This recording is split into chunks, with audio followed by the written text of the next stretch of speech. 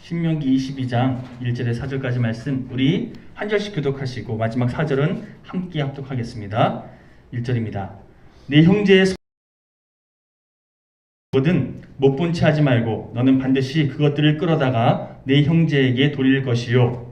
네 형제가 내게서 멀거나 또는 내가 그를 알지 못하거든 그 짐승을 내 집으로 끌고 가서 내 형제가 찾기까지 내게 두었다가 그에게 돌려줄지니 낙이라도 그리하고 의복이라도 그리하고 형제가 잃어버린 어떤 것이든지 내가 얻거든 다 그리하고 못 본 채 하지 말 것이며 내 형제의 낙이나 소가 길에 넘어진 것을 보거든 못 본 채 하지 말고 너는 반드시 형제를 도와 그것들을 일으킬지니라. 아멘.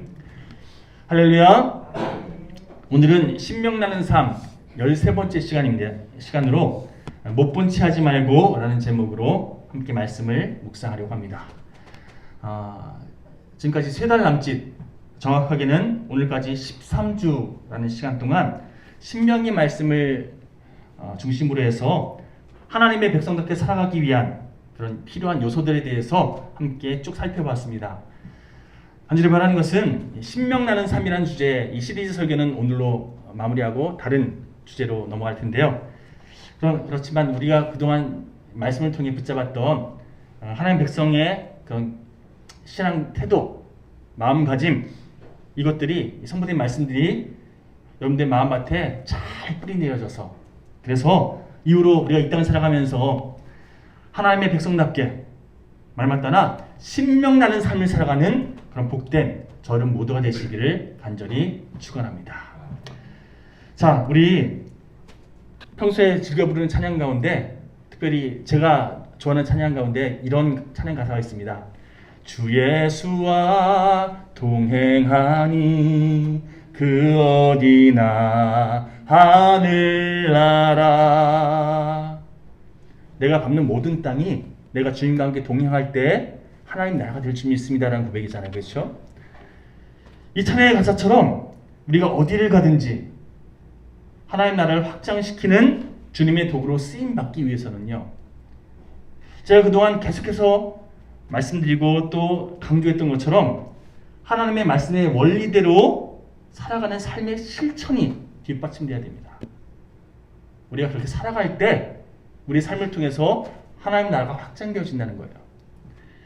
너무나 안타까운 사실은 우리가 말씀에 순종하면서 하나님 나라를 확장시키기 위한 시간들로 우리의 삶을 채워나가기보다는요.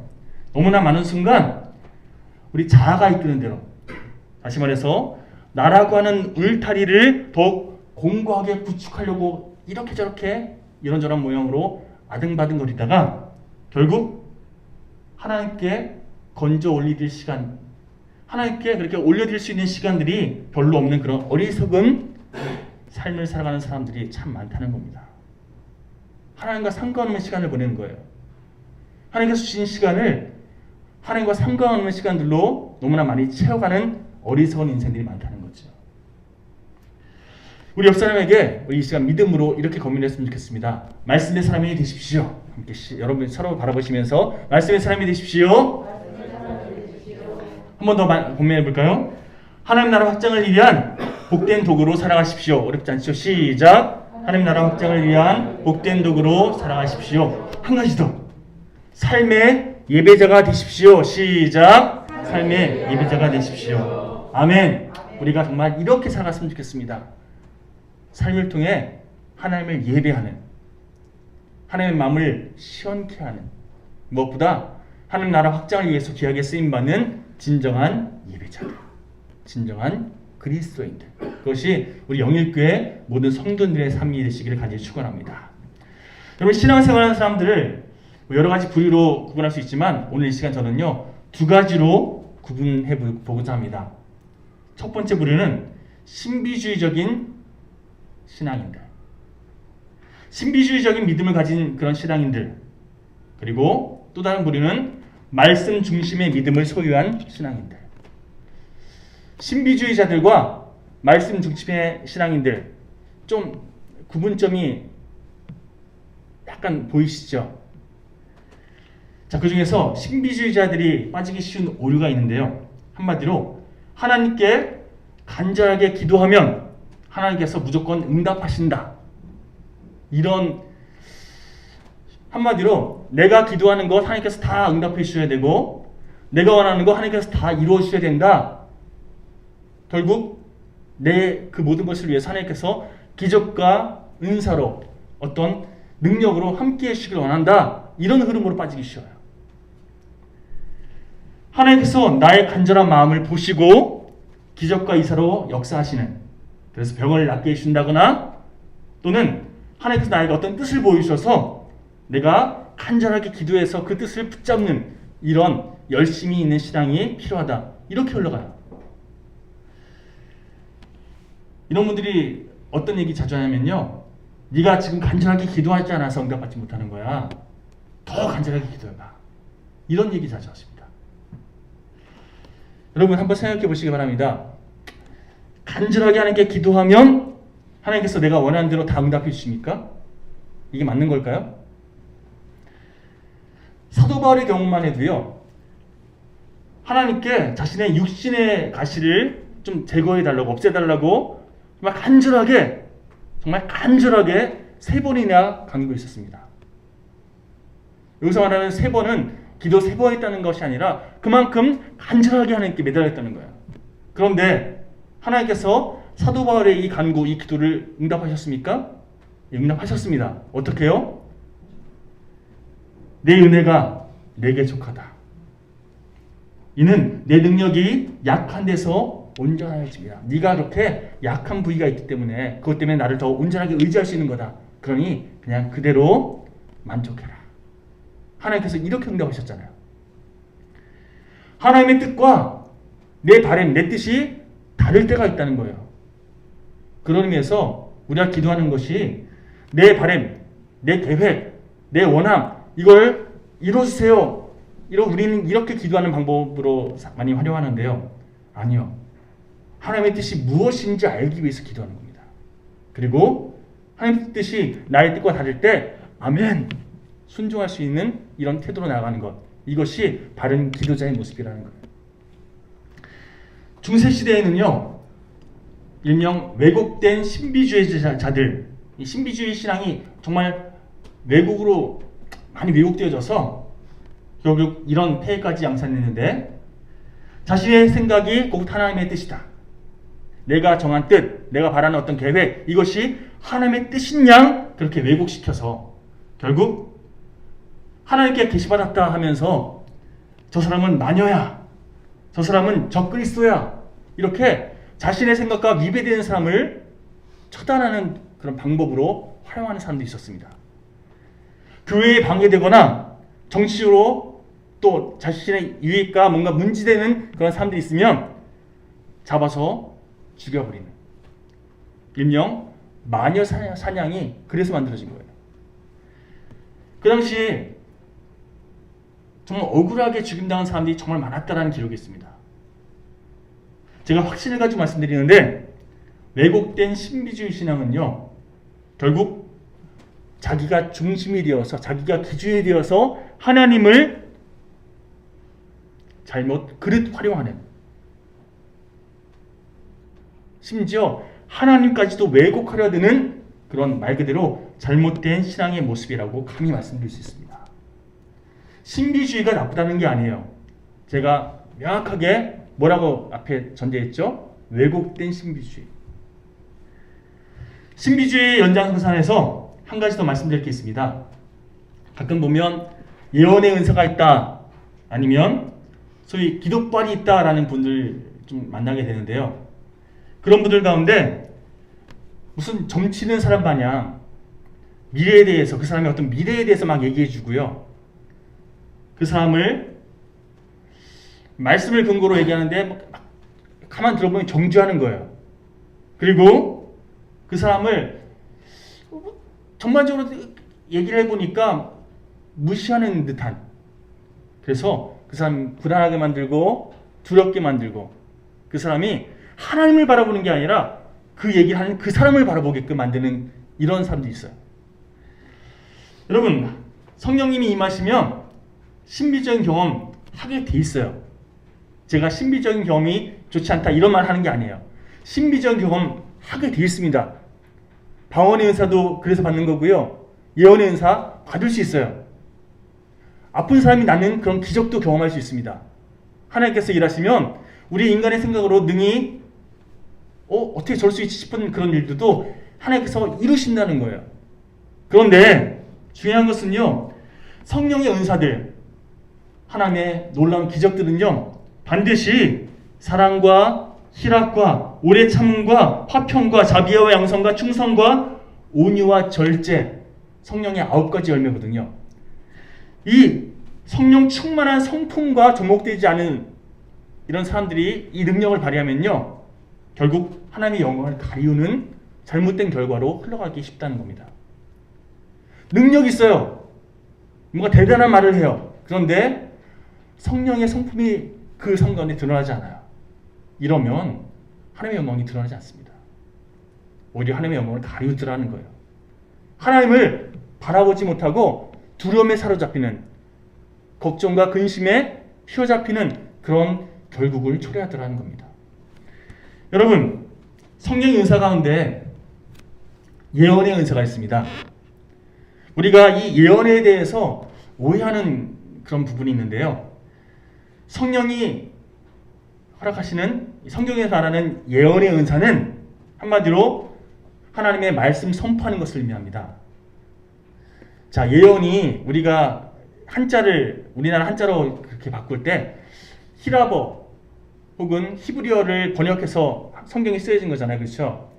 이 예언을 한자로 우리가 이렇게 오해합니다. 미리 예자의 말씀 원자로. 그래서 미래에 일어날 일을 미리 얘기해 주는 것을 예언이라고 그렇게 우리는 생각하는데, 성경이 말하는 예언은 맡길 예자를 씁니다. 하나님의 말씀을 맡겨주셨다는 거예요. 하나님의 말씀을 대언하는 그런 은사, 이게 예언의 은사예요. 그런 의미에서 점치듯이 미래를 얘기해 주거나 너 이렇게 하면 안 돼. 막 이렇게 마치 하나님인 양 막 그렇게 얘기하는 거, 이게 예언자 하는 태도가 아니라 하나님의 뜻이 무엇인지 깨닫게 해주고, 하나님께서 우리 삶 가운데 어떤 약속을 하고 계시는지, 하나님께서 우리에게 원하시는 삶의 그런 방향이 무엇인지 말씀을 근거로 깨닫게끔 도와주는 은사, 이게 예언의 은사예요. 그렇다면 여러분, 혹시라도 예언의 은사가 있다 이렇게 말하는 분들 만나게 될 때 정말로 그분이 성경에서 말하는 예언의 은사가 있는 분인지 잘 분별하십시오. 잘못되어져서 하나님이 아니라 그 사람을 바라보게끔 되는 경우가 많다는 거예요. 여러분, 그에 반해서 말씀 중심의 신앙은요, 인간의 한계, 다시 말해서 나의 한계를 인정하는 것으로부터 시작합니다. 내가 얼마나 죄된 존재인지, 내가 얼마나 연약한 인생인지, 그런 나를 주님께서 건져주시고 하나님의 자녀로 삼아주신 그 은혜에 대해서 붙잡는 신앙. 나의 작음을 알고 그분의 크심을 알며. 여러분, 그렇습니다. 나의 죄됨을 알고 주님의 십자가 사랑의 그 큰 은혜에 감사하며 살아가는. 그래서 내가 기준되어서 어떤 결정을 하는 것이 아니라, 여러분, 우리가 살아가면서 이게 나에게 어떤 것이 유익할까? 내가 어떻게 하면 더 좋을까? 내가 기준되어서 결정할 때 참 많잖아요. 그런데 주님의 뜻이 무엇인지, 주님 말씀이 기준되어서 내가 어떻게 하는 것이 주님이 더 기뻐하실까? 내가 어떻게 선택할 때 하나님께서 영광 받으실까? 이렇게 분별하며 순종하는 인생, 이것이 말씀 중심의 신앙이에요. 하나님께서는요, 우리가 내 자신이 기준되어서 자신의 유익을 추구하며 살아가는 그런 어리석은 인생의 모습을 다 뒤로하고 언제나 말씀의 기초 위에 서서 이 땅을 회복시키는, 하나님의 뜻을 이루어가는 구원받은 그리스도인다운 그런 삶의 모습을 살아가기를 우리에게 원하고 계십니다. 제가 언젠가 소개해드렸던 그런 책이 있는데요. 넘겨주시겠습니까? 자, 이메이수 씨가 쓴 글쓰기의 공중부양이라는 책을 쭉 읽어보시면요, 나쁜 놈은 나쁜 놈의 줄임말 같다라는 구절이 있어요. 이게 실제적으로 어법에 정말 맞는 그런 어원인지는 제가 잘 모르겠는데, 참 생각해보면 볼수록 의미가 있습니다. 그렇죠? 나쁜 놈은 나쁜 놈의 줄임말이다. 한마디로 남을 생각하지 않고 자기 자신만 생각하는 나쁜인 생각을 하는 사람은 나쁜 놈이라는 거예요. 나쁜인 생각, 나쁜인 행동, 이런 삶 살아가는 사람들이 나쁜 사람이라는 거죠. 나쁜 놈이라는 거죠.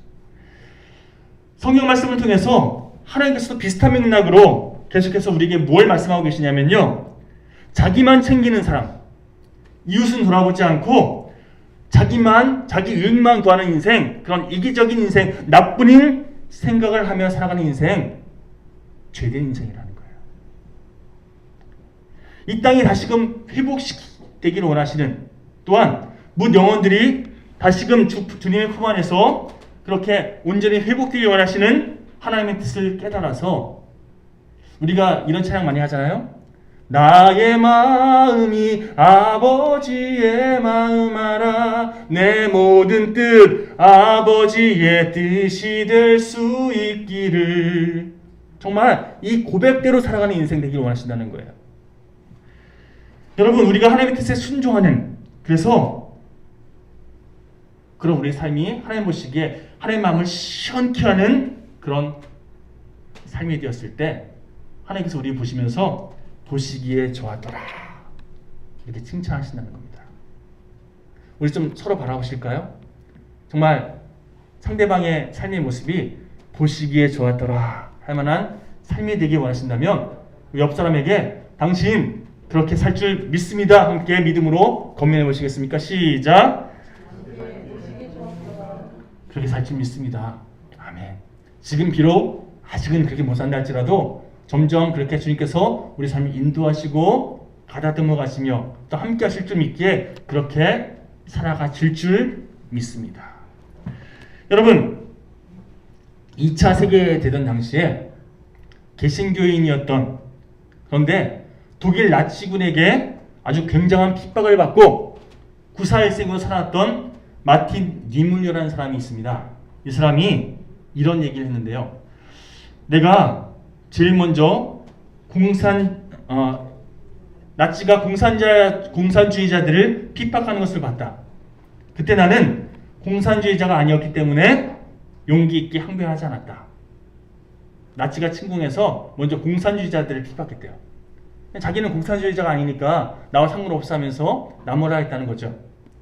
그 다음에는 나치가 유대인들을 핍박했다. 그때에도 나는 유대인이 아니었기 때문에 나서지 않았다.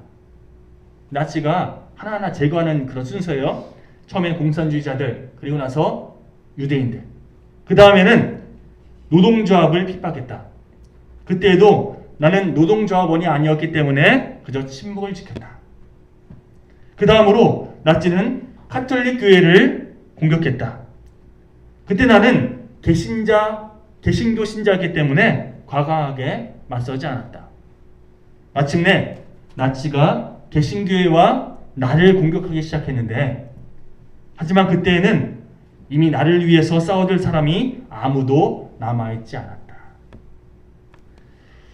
무슨 얘기입니까? 나하고 상관없어. 아유, 나랑 별로 관심 없어. 이렇게 방관하고 또 방관하다가 어쨌든 내 이웃들이잖아요.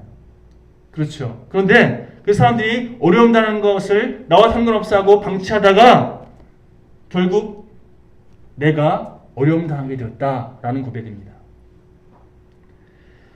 그리스도인으로서 우리 주변에 사단이 악행을 저지를 때, 악한 그런 일들을 행할 때에 우리가 방관하고 방치하게 되면요, 결국 사단의 세력에 의해서 모든 것이 잠식되어지는, 왜곡되어지고 썩어져가고 무너져버리는 비참한 결국을, 그것을 내가 결국에는 나도 당하게 되는 이런 어려움을 경험하게 되어 있습니다. 여러분, 사단의 세력은요 항상 하나씩 우리를 잠식시키고 합니다. 그래서 HB는 뭐 하고 타협하잖아요.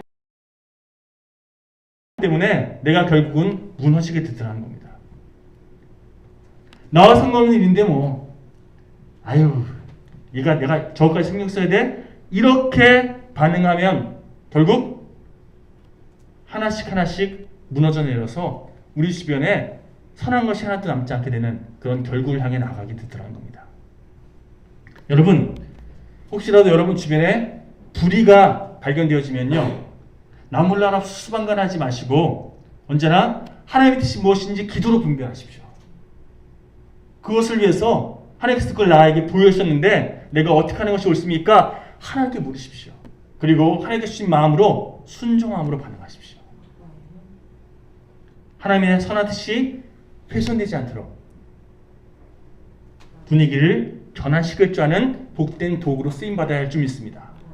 여러분, 그렇다고 해서 노동운동하는 사람 마냥 투쟁 반체제주의적인 저항 세력으로 그렇게 막 무력 동원하라 이런 얘기 아니에요. 제가 그동안 누누이 말씀드렸던 이야기 가운데 다른 사람이 어떤 잘못하거나 문제 있을 때 아비의 마음으로 품어주십시오 라는 얘기 자주 했습니다. 그렇죠? 기억나시죠? 제가 아비의 마음으로 용납하고 품어주세요 라고 얘기하는 걸 들으시고 어떤 분이 이렇게 오해하십니다. 모든 걸 다 수용해 주라고. 제가 말하는 것은요, 다 그냥 이렇게 받아들이라는 얘기하는 거 아니에요. 제 이야기의 주 포인트는 용납해라가 아니라 아비의 마음으로예요. 이해가 되시죠? 아비의 마음, 한마디로 부모된 심정으로 여러분 자녀를 양육할 때 어떻게 하십니까? 어지간한 건 뭐 그럴 수 있지 하면서 이렇게 용납해 주지만 정말 그 자녀가 저대로 내버려 두면 문제가 생기는, 저러면 안 돼 싶은 그런 행동할 때는요, 따끔하게 혼내는, 매를 들어서라도 훈육하는 것이 정말 사랑으로 자녀를 양육하는 부모의 마음이잖아요. 그렇죠?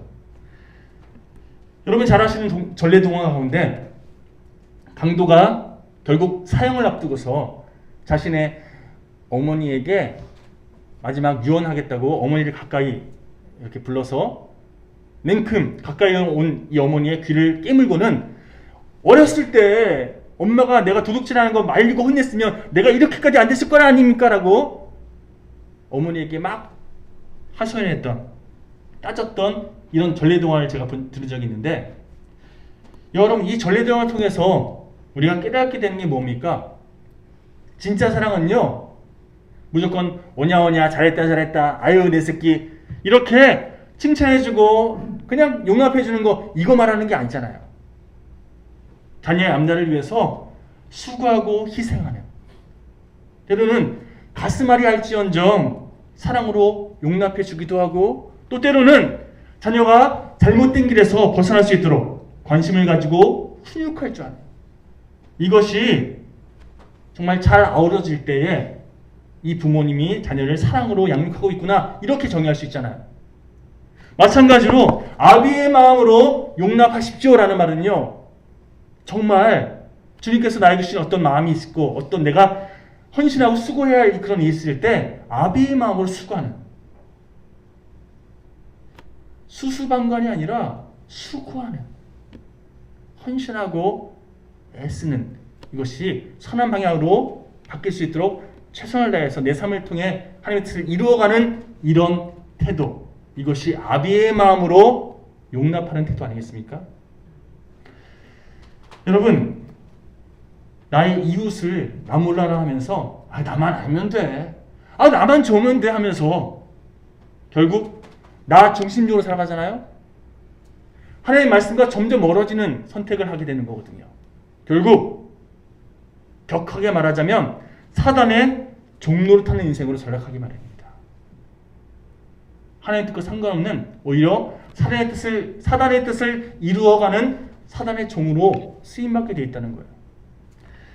자, 오늘 본문의 내용 들어와서 우리 다시 한번 1절부터 4절까지 말씀 한 목소리로 다시 한번 봉독해 볼까요? 시작. 내 형제의 소나 양이 길 잃은 것을 보거든 못 본 채 하지 말고 너는 반드시 그것들을 끌어다가 내 형제에게 돌릴 것이요, 내 형제가 내게서 멀거나 또는 내가 그를 알지 못하거든 그 짐승을 내 집으로 끌고 가서 내 형제가 찾기까지 내게 두었다가 그에게 돌려줄지니 낙이라도 그리하고 의복이라도 그리하고 형제가 잃어버린 어떤 것이든지 내가 얻거든 다 그리하고 못 본 채 하지 말 것이며 내 형제의 낙이나 소가 넘어진 것을 보거든 못 본 채 하지 말고 너는 반드시 형제를 도와 그것들을 일으킬지니라. 자, 1절부터 4절까지 못 본 채 하지 말고 몇 번 강조되죠?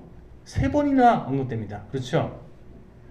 하나님께서 나에게 어떤 걸 보여주셨는데 자꾸만 우리들은 이것저것 따져가면서 아유 뭐 나와 상관없는데 뭐 못 본 채 할 때가 참 많다는 거예요. 봤는데 못 본 것처럼 그렇게 처신할 때가 많다는 거죠. 나와는 상관없다고 무관심하게 무책임하게 반응한 그런 우리들 향해서 주님 말씀하십니다. 못 본 채 하지 말라는 거예요. 제발 그러지 말고 뭘 봤다면 뭔가 좀 나의 도움이 필요한 그 대상을 봤다면 하나님께서 나에게 사명을 맡기셨구나. 나에게 사명을 맡기셨구나. 이것을 깨닫고 하나님의 뜻을 이루기 위해서 내가 좀 수고하고 헌신하는 그런 선택을 해나가는 것. 무엇보다 나의 경험, 내 생각 적용해서 이렇게 하면 되겠지 이런 선택하는 것이 아니라 기도함으로 하나님의 뜻이 무엇인지 분별하면서 하나님의 뜻대로 선택하는 이런 과정들을 우리가 삶으로 살아갈 때 어떻게 된다고요? 하나님께서 일하십니다. 사도 바울 보십시오. 2차 선교여행 때 드로아에서 어디로 가야 될지 고민하는 이 과정 속에서 기도를 할 때 하나님께서 환상을 보여주십니다.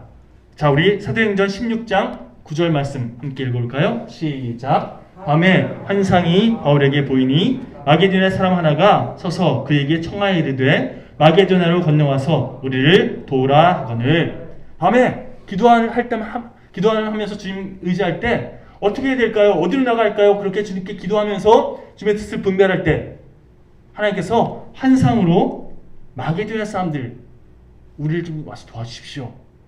이 환상을 보여주심으로 결국 그 비전 붙잡고 사명 감당하기 위해서 마게도냐로 떠났고 그 결과 세계 복음화의 물꼬를 트는 그런 하나님의 도구로 쓰임받게 되지 않았습니까?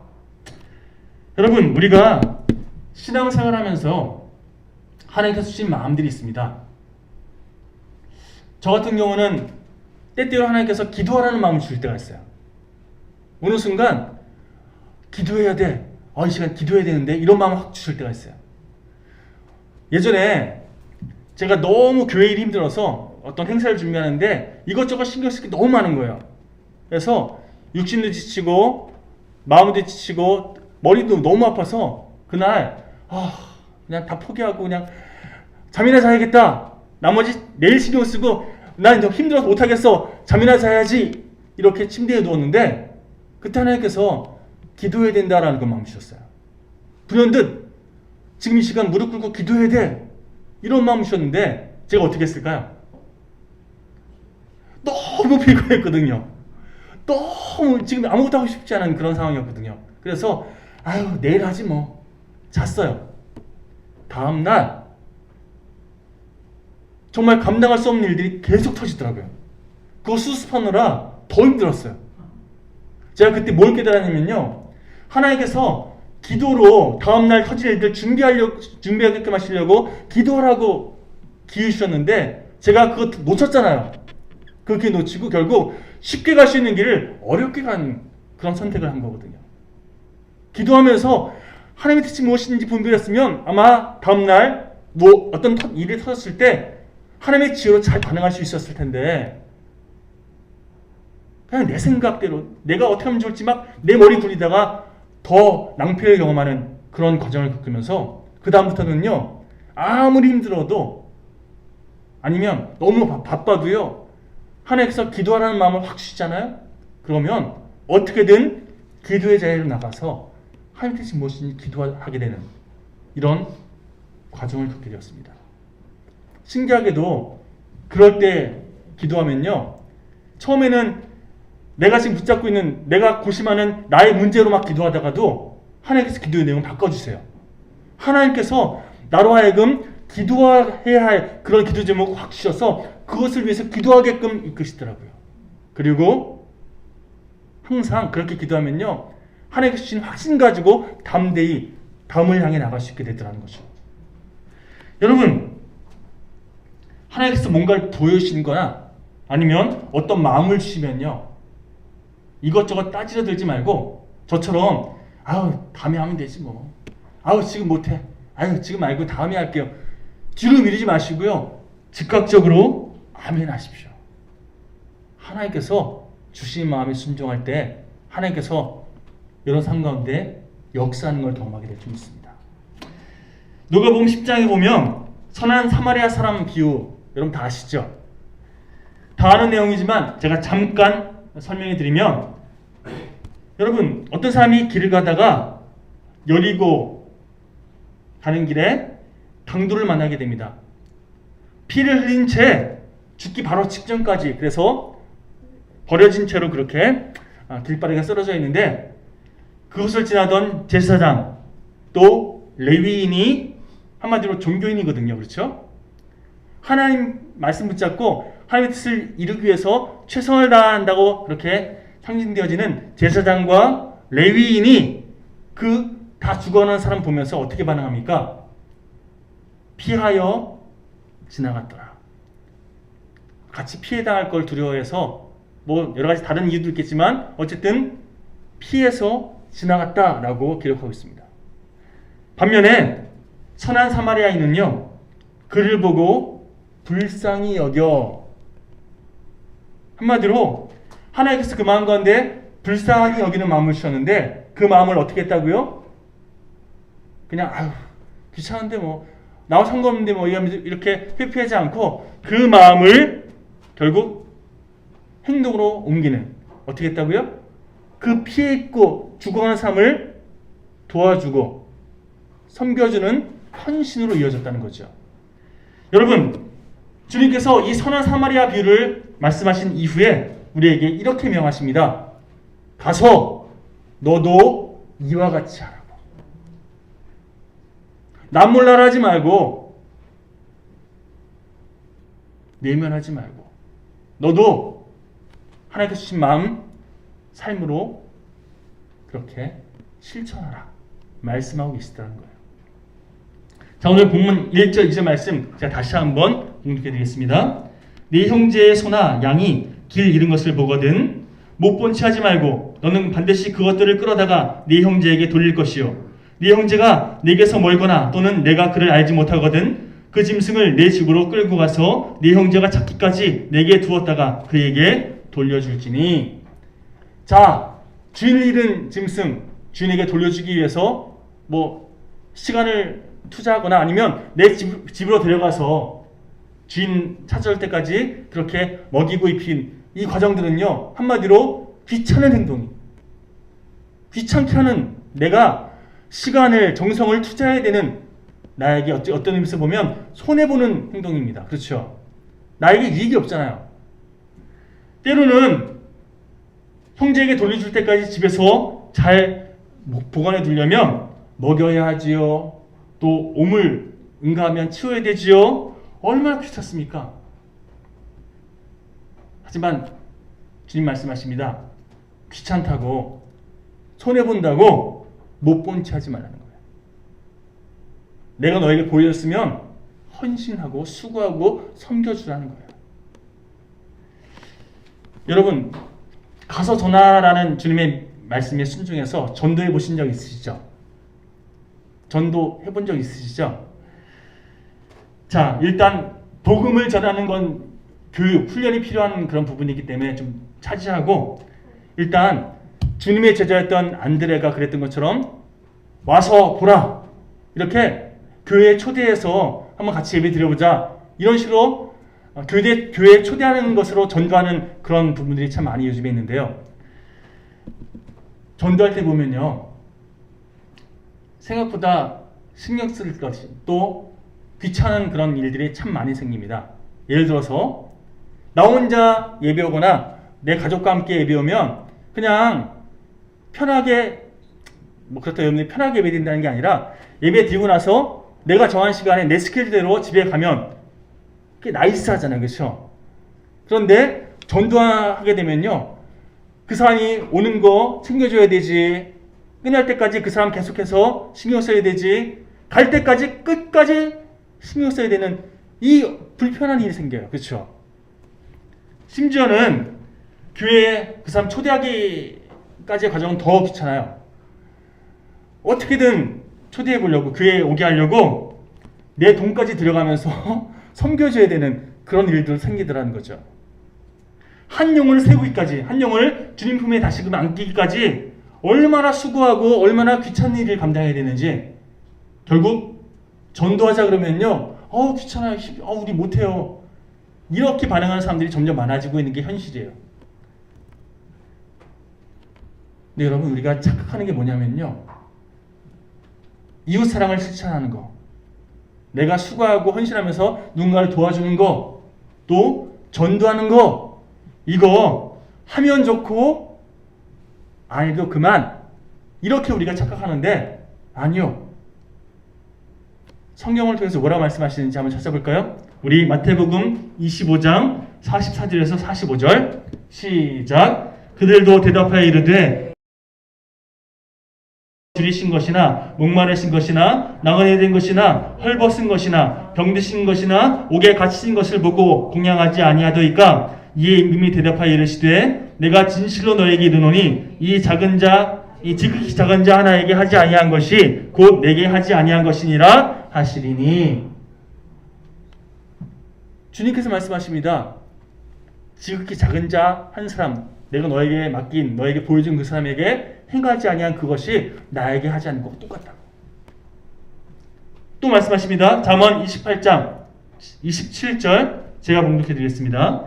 가난한 자를 구제하는 자는 궁핍하지 아니하려니와 못 본 채 하는 자에게는 저주가 크리라.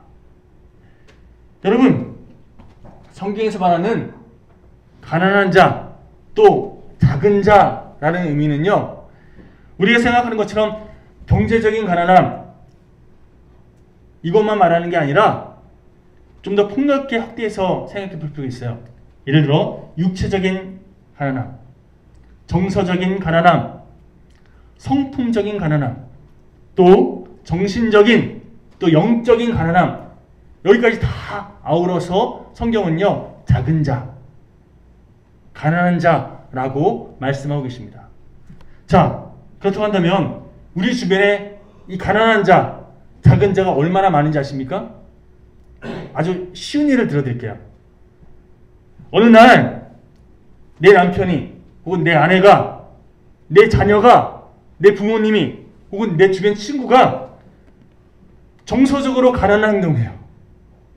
왜 저러지? 싶은 그런 말과 행동으로 나를 힘들게, 나를 불편하게 하는 그런 때가 있잖아요. 그렇죠? 그 순간 우리는요, 감정이 확 상해서 같이 감정적으로 반응하는데, 아니요, 성경 말합니다. 지금 그 사람이 정서적으로, 심리적으로 가난한 상태라고. 그러니 그 사람을 어떻게 대해야 된다고요? 주님의 마음으로 잘 좀 섬겨줘야 된다. 여러분, 우리 주변에 이렇게 가난한 자들을 우리가 바라보면서 몰라 나와 상관없어, 이렇게 외면할 때 참 많은데, 오늘 말씀 통해서 계속 지금 말씀하시죠. 못 본 채 하지 말라고. 간절히 바라는 것은 우리 주변에 어려움 당한 이웃, 눈물 흘리고 있는 그런 나의 이웃들, 무엇보다 정서적으로, 영적으로 가난해져 있는 나의 이웃들을, 여러분, 이 찬양 제가 다시 한번 불러드릴게요. 나의 마음이 아버지의 마음 알아, 내 모든 뜻 아버지의 뜻이 될 수 있기를, 나의 온몸이 아버지의 마음 알아, 내 모든 삶 당신의 삶 되기를. 정말 우리가 이렇게 살아가는, 그래서 주님의 마음을 이 땅 가운데 아름답게 흘려보내는 복된 그리스도인 우리 모두가 되시기를 간절히 축원합니다. 찬송가 218장 함께 고백하시면서 말씀을 되새기며 함께 결단하는 시간이었으면 좋겠습니다.